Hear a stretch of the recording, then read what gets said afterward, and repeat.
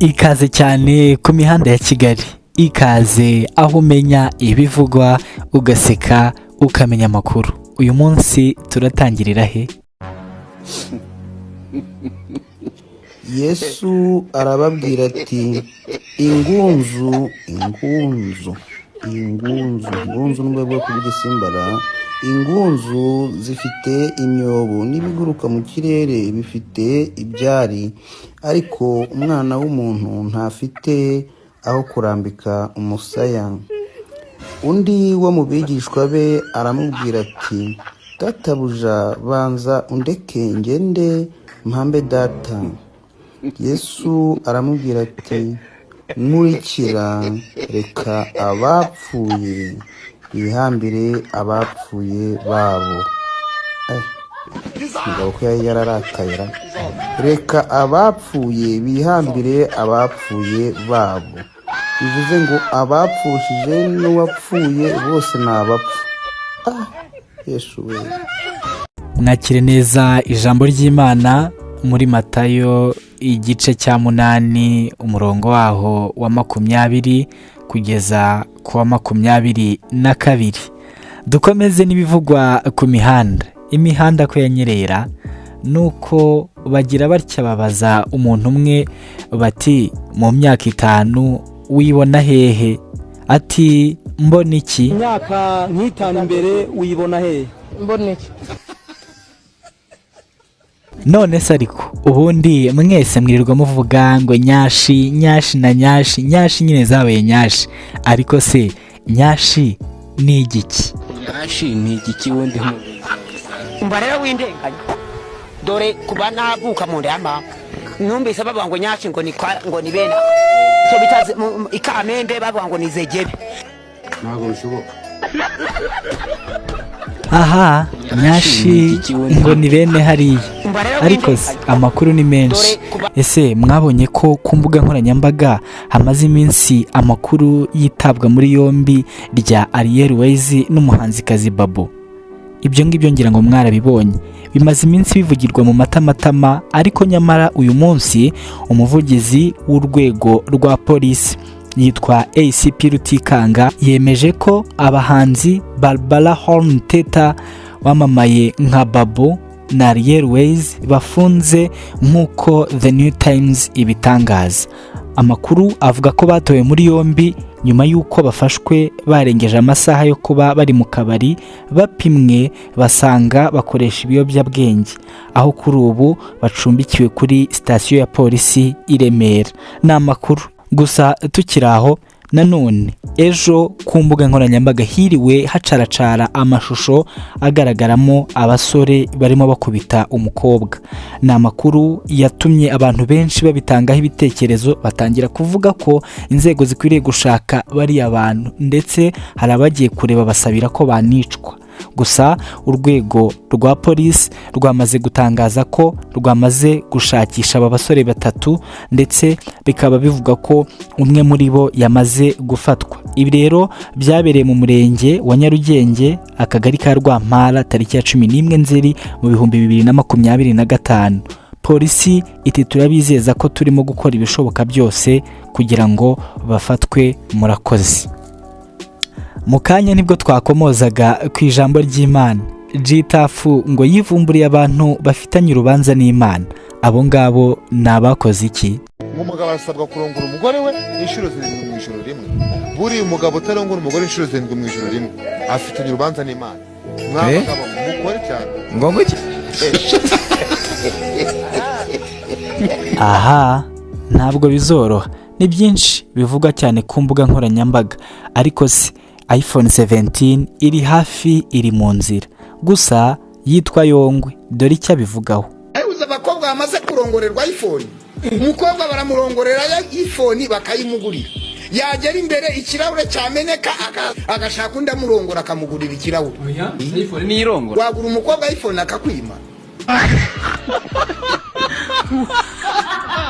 Nguwo pasiteri wanyu Yongwe niko abyumva, ni nako abitekereza. Hanyuma rero hano hari undi wagize atya ngo yoherereza umuntu amafaranga. amafaranga amaze kumugeraho ati nizere ko amafaranga wayabonye, ati ubu noneho twabonana kubera ko ndagukumbuye. Aha tega amatwi. Babe, check your balance. Amafaranga arawansabye nayemeje. So wambwira noneho twabonana gute ko numvaga nkukumbuye ndashaka ko tubonana. Message yayibonye, thanks cyane. Nari nabuze amafaranga yo kumusohokana uyu munsi kandi is not your baby. Urumva? Is my baby. Wangegera we.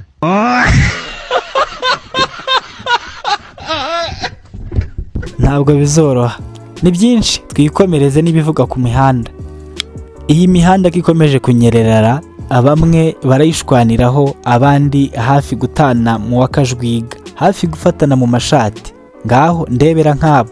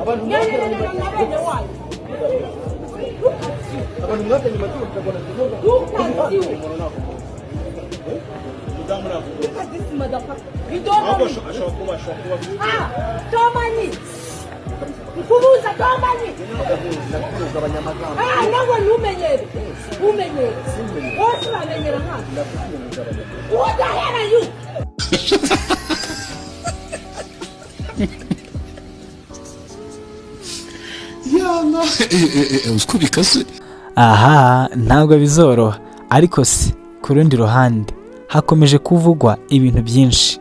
Dusubire mu makuru umenye ibivugwa. Amakuru avuga kuri iyi mihanda yo ni menshi. Umusore w'imyaka 19 yatorokanye nyirabuja bajya kubana nk'umugore n'umugabo i Nyagatare. Mu karere ka Nyagatare, umurenge wa Rwimiyaga, haravuga inkuru idasanzwe y'umusore w'imyaka 19 witwa Tuyizere. Uyu ngo yari asanzwe akora akazi ko mu rugo, aho yatorokanye nyirabuja bakajya kubana nk'umugore n'umugabo.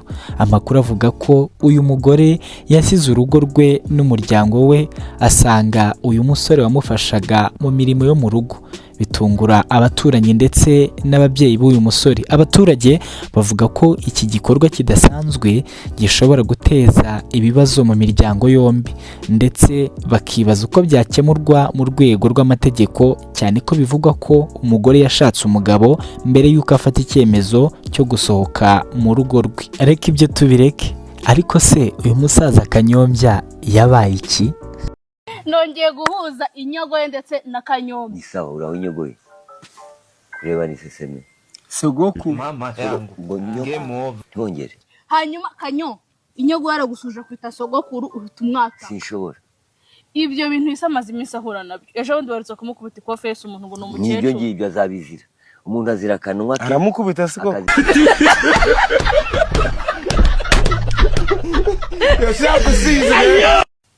Afite umutsatsi. Urumva? Umeze nk'ubwoya bw'ingwe. Aho. Apana bw'imbwa. Ntabwo ari nko wawe. Turashima Imana, tumeze neza. Mu gituza cyane ni ushimira Imana.